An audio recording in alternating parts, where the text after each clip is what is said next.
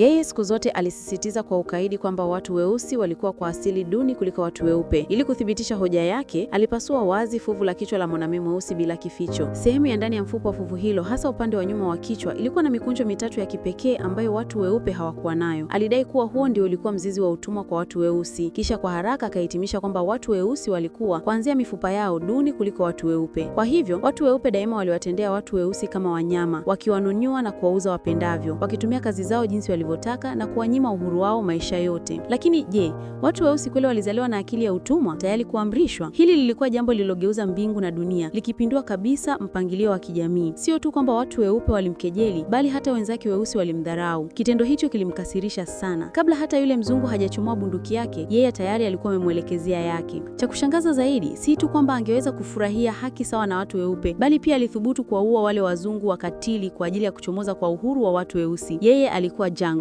Miezi michache tu kabla ya hapo, Django bado alikuwa mtumwa akisubiri kununuliwa katika soko la zamani, akiwa na pingu za chuma miguuni, akichungwa kama mifugo na wafanyabiashara wa watumwa. Ghafla, gari lililokuwa na alama ya jino kubwa lilifika. Mtu aliyekuwa kwenye gari hilo alijitambulisha kama Daktari King na alitaka kumnunua mtumwa ili afanye kazi kwake. Daktari King aliomba mtu mweusi ambaye hapo awali alikuwa akifanya kazi katika shamba la Candyland. Bahati nzuri, Django alitimiza hitaji hilo kikamilifu. Daktari King alimkaribia Django kuzungumza naye. Wafanyabiashara wa watumwa walipoona kinongonana, walihisi hofu, wakainua bunduki zao na kusisitiza kwamba Django hauzwi. Daktari King hakupoteza muda nao. Alinyanyua mkono wake na kumpiga risasi mmoja kichwani, kisha akampiga risasi farasi mwingine kichwani. Baada ya kitendo hicho cha haraka sana, Daktari King hakusahau kuomba msamaha kwa adabu. Samahani, lakini ninyi ndio mlinielekezea bunduki kwanza. Baada ya hapo alimkaribia tena Django, akathibitisha swali lake, kisha kwa tabasamu amfunga Django kwake. Tofauti na wale wamiliki weupe wa watumwa, Daktari King hakumfanya Django avae nguo za utumwa pekee. Alimpa shati la pamba la mfanyabiashara wa utumwa na kumruhusu kupanda farasi badala ya kumlazimisha kutembea. Alipoona majeraha mengi mgongoni mwa Django, Daktari King alihisi kuguswa zaidi. Kisha alijifanya kama amelipa pesa ununuzi wa mtumwa huyo na kwa rahisi tu akaondoka naye. Siku iliyofuata, wawili hao walifika katika mji mdogo. Kila walipopita, watu waliwatazama kwa mashangao. Mtu mweusi ambaye hata minyororo hakustahili kuvaa, sasa alikuwa amepanda farasi. Jambo hili liligeuza kabisa ulimwengu. Hata hivyo, Daktari King hakuonyesha ubaguzi wowote. Aliingia moja kwa moja kwenye baa akiongozana na Django. Kitendo hicho kilimhofisha sana miliki baa ambaye alikuwa akihudumia watu weupe pekee. Kwa hivyo akaenda mbio kuita polisi. Daktari King alibaki mtulivu, akinywa bia na Django. Haikupata muda, sherifa aliwasili akiwa na bunduki, wakiwataka wote wawili waondoke kwenye baa ili wahojiwe. Walipoona ncha nyeusi ya bunduki ikiwaelekezwa, wote wawili walitii na kutoka nje. Kabla sherifa hajauliza maswali mawili tu, Daktari King akamtoa bunduki yake ghafla na kumpiga risasi kichwani. Kabla hajapata hata nafasi ya kuinuka, Daktari King alipiga risasi nyingine. Watu waliokuwa wakitazama vurugu ile walitawanyika kwa hofu. Kitendo hilo kilimshangaza hata Django aliyokuwa ndaye. Mkuu wa polisi alipoipata habari hile, moja kwa moja aliongoza askari wake kuzingira baa ikiwataka wote wawili wajisalimishe. Hata hivyo, Daktari King ndani ya baa alibaki mtulivu, akitoka ikiwa na mifaili yake na uso wa amani. Ilionekana kwamba yeye alikuwa ni mwindaji wa zawadi, bounty hunter, na yule sherifa aliyempiga risasi alikuwa ni mhalifu aliyekuwa anatafutwa na serikali kwa miaka miwili. Kwa hivyo hakulaumiwa, bali mkuu wa polisi alilazimika kumpa zawadi ya dola 200. Baada ya kuona majandarini mkononi mwa Daktari King, mkuu wa polisi hakuwa na budi ila kuwaruhusu waende. Wakiwa wanapumzika njiani, Daktari King alifichua sababu ya kumnunua Django. Ilibainika kwamba shabaha lake kuu hapo hivi karibuni ilikuwa ni ndugu Thalatha Abril. Walikuwa wamebadilisha majina yao kwa miaka mingi na Daktari King hakuwa anafahamu kwa sura. Kwa hivyo alihitaji mtu wa kumsaidia na Django aliyokuwa anawajua kwa sura akawa chaguo bora. Daktari King aliahidi kwamba baada ya yote kumaliza atampa kiasi cha pesa na pia kumrudishia uhuru wake. Kisha akamuuliza, kama ungekuwa uhuru ungefanya nini? Django akiwa na uso makini alijibu, nitakwenda kumtafuta mke wangu. Ilionekana kwamba kutokana na tabia yake ya ukaidi aliwahi kukimbia pamoja na mke wake, lakini si muda mrefu alikamatwa na bwana wao wa utumwa. Ili kumwadhibu Django, bwana huyo aliwauza yeye na mke wake sehemu tofauti na tangu hapo hajawahi kumuona mke wake. Sasa kumtafuta mke wake ndio lilikuwa lengo lote lililomfanya aendelea kuishi. Baada ya kusikia kwamba ndugu Abril walikuwa wakijificha katika shamba moja na ili kuepuka kuamsha tahadhari, Daktari King alijifanya kama mfanyabiashara mtajiri. Kisha akamruhusu Django achague vazi alilolipenda na akamwambia ajiige kama msaidizi wake. Mtu mweusi aliyekuwa anavaa nguo za kifahari na kupanda farasi. Taswira hii ilikuwa ya kushangaza na ya kuchekesha wakati mwingine. Hakika Muliki Shamba alionekana kutopendezwa hata kidogo na Django alivyokuwa amependeza. Kwenye mawazo yake watu weusi hawastahili kufurahia mambo kama hayo. Daktari King alielewa wote hayo na bila kuzungusha maneno alitangaza moja kwa moja kwamba alikuja kununua watumwa kwa bei ya juu.